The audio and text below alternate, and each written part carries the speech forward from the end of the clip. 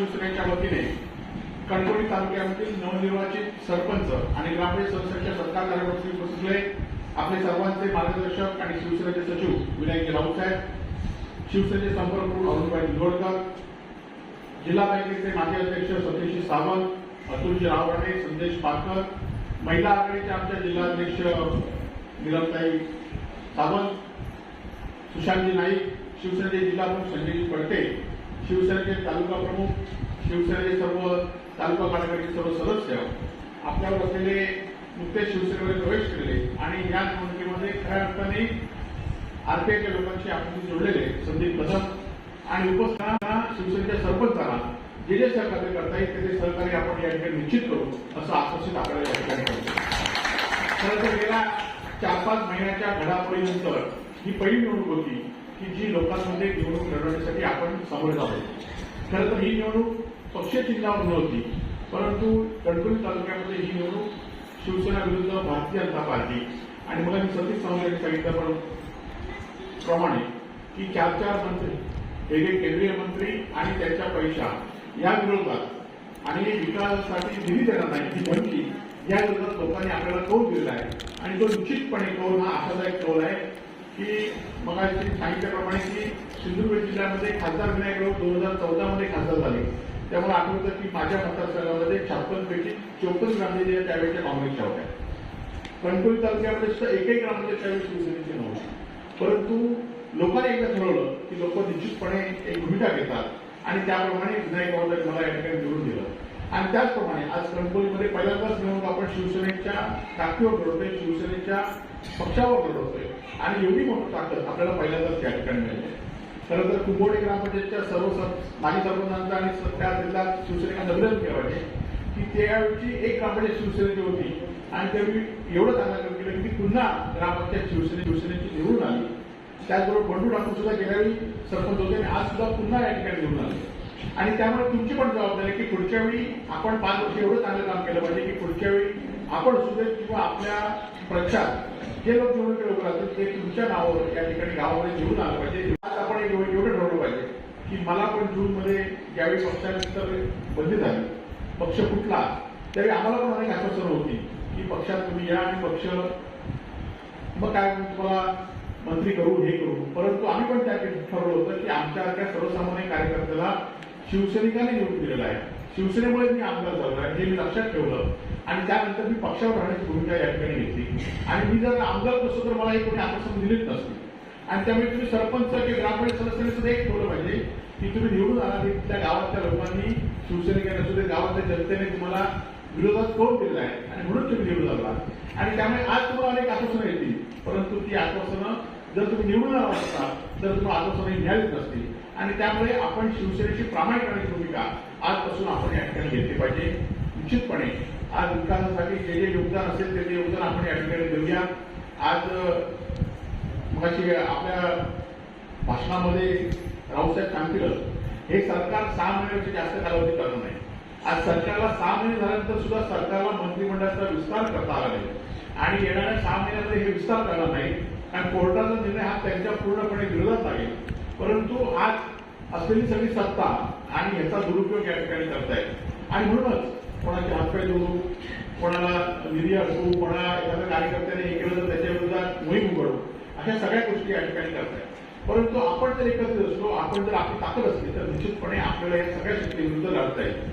आज पण जिल्हा परिषदेमध्ये काही लोक यापूर्वी करत होते की आपण नसलेल्या कामाचं बिलं काढणं, एखादा अधिकारी वॉटर प्युरिफायरमध्ये 50 लाखाचा भ्रष्टाचार आमच्या संजय पडते आणि त्यावेळी त्यांनी सदस्यांनी काढला होता आणि ते सगळे अधिकारी सस्पेंड झाले आणि म्हणजे तुमच्या तालुक्यात सुद्धा आता कोण अशी हिंमत करणार नाही की एखाद्याला चुकीचं काम आणि चुकीच्या पद्धतीने आपल्या सरपंचाला त्रास केला तर या जे लोक त्रास देतील प्रशासकीय अधिकारी त्यांची गाठ आमच्याशिवाय एवढंच त्या प्रशासकीय अधिकारी लक्षात ठेवावं की आम्ही सर्व लोक या शिवसेनेच्या सरपंचांच्या सदस्यांच्या पाठीशी आम्ही खंबीरपणे या ठिकाणी उभे आहोत. त्यामुळे त्यांना कुठलाही त्रास होणार नाही घेऊया. खरं तर प्रधानमंत्री आणि मुख्यमंत्री सदस्य असते, खरं तर कोरोनाच्या कालावधीमध्ये 2 वर्षामध्ये आपण विकास कामं करू शकलो नाही कारण कोरोनामध्ये मोठ्या प्रमाणात आपल्याला पैसे खर्च करावे लागले. आज आपण माहिती असेल की शासकीय मेडिकल कॉलेज सुद्धा उद्योजीने आपल्या सिंधुदुर्ग जिल्ह्यासाठी दिलं. एवढ्या छोट्याशा जिल्ह्यासाठी हॉस्पिटल मिळणं आणि ते सुद्धा उद्योजकमुळे शक्य झालेलं आहे. शेजारच्या रत्नागिरी जिल्ह्यात, कोल्हापूर जिल्ह्यात शासकीय मेडिकल कॉलेज ह्यावेळी मंजूर केलं नाही, परंतु आपल्या सिंधुदुर्ग जिल्ह्यामध्ये एकमेव जिल्ह्यामध्ये हे शासकीय मेडिकल कॉलेज केलं. खरं तर आज नितेश राणे मोठ्या प्रमाणात सांगतायत की मी या जिल्ह्यामध्ये 8 वर्ष काम करतोय, माझे वडील 20 वर्ष काम करत आहेत, परंतु या जिल्ह्यामध्ये त्यांनी कुठला रोजगार आणला, या तालुक्यामध्ये कुठला रोजगार आणला. या तालुक्यामध्ये साधं क्वारंटाईन सेंटर सुद्धा या ठिकाणी उभारू शकलेलं आहे. ते क्वारंटाईन सेंटर सुद्धा आम्ही शिरवलमध्ये या ठिकाणी उभारलं. त्यावेळी आपल्यातले अनेक लोक कोरोनाच्या कालावधीमध्ये लोकांना भेटत होते. आज कोरोनामध्ये आज असा एक तरी पेशंट दाखवा की जो राणेच्या हॉस्पिटलमध्ये गेला आणि मोफत उपचार घेऊन बरा आला. खरं तर एकही पेशंट त्यांच्या हॉस्पिटलला गेल्यानंतर सगळे हॉस्पिटल शासकीय मेडिकल कॉलेजमध्ये शासकीय रुग्णालयात बरे होणार आहे. आणि त्यामुळे विकास करतोय फक्त वातावरण करायचं, लोकांना काहीतरी प्रत्येक वेळी चुकीची आश्वासन द्यायची. आज जिल्हा बँक आली म्हणून 100 लोकांना जिल्हा बँकेमध्ये नोकरी लावतो म्हणून सांगितलं. प्रत्येक निवडणूक आली की महिला हॉस्पिटलमध्ये नोकरीला लावतो म्हणून सांगितलं. आणि अशा खोट्या आश्वासनाला लोक जास्त दिवस बळी पडणार नाही. आज जी लढाई आपण जिल्हा परिषदेची पंचायत समिती मोठ्या मताधिक्याने शिवसेनेचे उमेदवार या ठिकाणी निवडून येते आणि त्याचा तुम्ही आज तुम्ही अजून जिल्हा पंचायत समिती निवडणूक मे शिवाय लागत नाही, मे किंवा जूनमध्ये लागेल आणि अजून आपल्याकडे 3-4 महिने आहेत. तुम्ही 3-4 महिन्यामध्ये चांगलं काम या ठिकाणी सुरू करा. आपण तालुक्याच्या पदाधिकारी सुद्धा गावामध्ये फिरलं पाहिजे. जिथे आपले पदाधिकारी पराभूत झाले त्यांना सुद्धा या ठिकाणी भेटलं पाहिजे आणि येणाऱ्या 6 महिन्यांमध्ये आपल्याला निश्चितपणे आपल्याला चांगलं यश येणाऱ्या काळामध्ये मिळेल. खरं तर मग संदेश पाटलांनी उल्लेख केल्याप्रमाणे खरं तर आम्ही तालुका स्तरावर आम्ही मदत देण्यास कमी पडलो, परंतु सतीश चव्हाण असतील, संदेश पाटकर असतील, अतुल रावडे असतील, सुशांत नाईक असतील, कन्हैया पाटकर असतील, यांनी आपल्या पद्धतीने जिची मदत करता येईल ती मदत या ठिकाणी दिली. कारण आपल्याला पक्षातले जे जबाबदार होते तेच पक्ष सोडून या ठिकाणी गेले. आपल्या जिल्ह्याचे माजी पालकमंत्री असू देत किंवा राज्यातले सगळेच मंत्री हे शिवसेना सोडून गेले आणि उद्धवजींना एकाकी टाकण्याचा प्रयत्न केला. परंतु उद्धवजींच्या पाठीशी लोक आहेत हे आपल्याला महाराष्ट्रावर दिसू दे आणि त्यामुळे येणाऱ्या काळामध्ये सत्ता आपली असेल, फक्त आपल्याला काही संघर्ष निश्चित करावा लागेल आणि या संघर्ष केल्याशिवाय आपल्याला कुठली गोष्ट मिळत नाही अशी इतिहासातली अनेक उदाहरणं आहेत. आणि त्यामुळे आपण जरी कमी जागा आपला विजय मिळाला असला तरी आपण हा विजय निश्चितपणे येणाऱ्या काळामध्ये त्याची व्याप्ती आपण मोठी करू आणि कुठलाही निवडणूक न बाळगता आज काही पदाधिकाऱ्यांनी या ठिकाणी राजीनामे दिले, त्या पदाधिकाऱ्यांचे राजीनामे करून त्या ठिकाणी नवीन लोकांना संधी अरुबाई आपण दिली पाहिजे. जे लोक अनेक लोक असे आहेत की जे काम करण्यासाठी इच्छुक आहेत अशा लोकांना आपण संधी या ठिकाणी दिली पाहिजे. कारण आपण तालुक्यामध्ये काम करताना बघतो की काही 3 प्रकारचे लोक आहेत. एक असे आहेत की ज्यांना खरोखरच काम करायचं आहे. आज आमचे अवसरबाई असतील त्यांना खरोखरच निवडून करायची, त्यामुळे त्यांनी कोणी मदत केली काय केली याच्यात त्या सतत त्याने फिरत राहिला आणि म्हणून त्यांना 1718 मतं मिळाली. त्यामुळे असे पण लोक आहेत की ज्या लोकांना आपण सहकार्य केलं पाहिजे. काही लोक असे आहेत की ज्यांना काम करायचं आहे परंतु त्यांच्या मागे सुद्धा अडचणी आहेत. आज बघितलं तर एक महिला आपली वंजारी महिला निवडून आली, 2 महिन्याचं मुलं आहे, तरी पण तिला अडचणीला सामना करून लोकांनी त्या ठिकाणच्या पदाधिकाऱ्यांनी त्याला उभं केलं आणि ती निवडून आली त्या ठिकाणी. आणि काही वेळ असे लोक आहेत की जे लोकांना कामच करायचं नाही, फक्त आपलं पद गेलं की मात्र वातावरण करायचं आहे.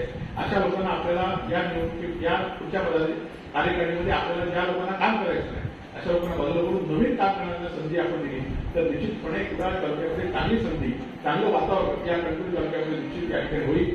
आपलं सर्वांचं पुन्हा एकदा अभिनंदन या ठिकाणी करतो आणि शासनाच्या ज्या ज्या योजना आहेत, खरं तर आज संजय गांधीची योजना आहे. एका गावामध्ये खरं तर संजय गांधी 2-4 प्रकरणे केली तरी तो गावातल्या लोकांना 1200 रुपये मिळू शकतात. आज आपल्याला आपल्या जिल्ह्यामध्ये आपल्याला आश्चर्य वाटेल की 60,000 लोकांचे मोतीबिंदूचे ऑपरेशन करण्याची शासनाची अखेर आहे की 60,000 लोकांनी मोतीबिंदू ऑपरेशन या 2 वर्षात नाही केली तर सोमवार आणि मंगळवार 2 दिवस कोरसमध्ये मोफत करतात. तुम्हाला फक्त त्यांची जेवणाची वस्तू तुम्हाला त्या ठिकाणी घेऊन गेलं पाहिजे. आपल्या गावातील ज्येष्ठ लोक आहेत त्यांची मोतीबिंदूच्या 65 नंतर प्रत्येकाला मोतीबिंदू असतो, त्यांना तुम्ही जर घेऊन गेला किंवा माझ्याकडे जर आणला तरी त्यांचे ऑपरेशन आपण मोतीबिंदूचे मोफत या ठिकाणी करून देतो. आज महात्मा फुलेची योजना आहे की ज्यामध्ये सरकार सगळ्या रुग्णांचा 90% खर्च हा महात्मा फुले योजनेमध्ये या ठिकाणी करतो. त्यामुळे एखादा कोणते आपल्याकडे माणूस आला तर त्यामध्ये त्या माणसाला निश्चितपणे आपण एखाद्या माणसाला अडचणीच्या वेळी 100 रुपये मदत केली तरी त्याला ती असते, परंतु आपण त्या ठिकाणी पळून जाता कामा नये तर आपण त्या माणसाला जी काय अडचण आहे त्या अडचणीला समोर या ठिकाणी केलं पाहिजे.